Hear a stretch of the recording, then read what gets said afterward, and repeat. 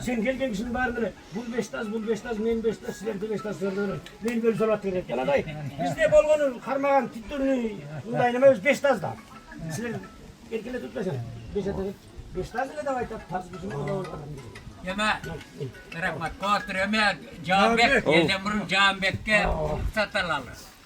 Canbek, mana o gelgen, mana o tuğandar, mana Mamasa'la kendiler baş bulup biz alıştan gezdik.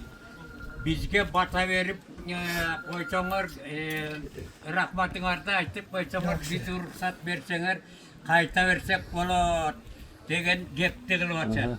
Anan Canbek'ti çapırsa, ara emersin bularga alış sapar yol tarsa turgan bolgondan keyin biz oşo bardık gelgen baldarga rahmatыбызды rahatçılığımızды bildirip mına en birinci үйдүн ээси катары sen ayta turgan жөнүңдүн маселеси болуп атат бу жерде. Туурабы? Сиздерде ошончо Анан кийин ал ошон үчүн бу ошондой кылсак туура болобу же жолго чыгып бата берсеңер деле кете беребиз деп атышат Жок, жок, мына балдар баары келди.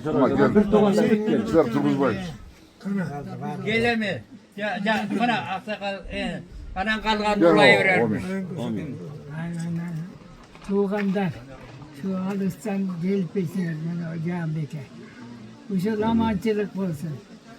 Gel soğuluk versin. Ömrün öyle uzun olsun. Şöyle oturganlar. Can Bey rahmat. Şunlar da çakırıp şunlar bana kartlar dürümenine çok razı olsun. Sen de bana çakanlar ben aman buldular. Gel soğuluk versin. Ömür yaş versin. Yakçılık olsun. Neremenizden üyelere geçti valla. Allah çakanlar ben aman buldular. Ne öyle çölüdürlerler. Gel soğuluk versin. Amancılıkta bana. Amin. Aytıramiz geçin. Rahmat sizlerge. Orbağla. Yemi Yaxşı jatqıla degende. tuğra aksakal tuğra bata verdi. Ova. Yemi bana Canbek sen abdan jakşı iş kıldın. Tiyagı biyagı devey tuğandardın barına gelse gelbese de kavar bergenin bana jakşı iş bolgan. Çındık mı? Bana biz şunday zamanda jakşılıkta görüşüp zaman jakşılıkta avu deşpesek anan kaçan bizim bir tuğan çığlık uzartan.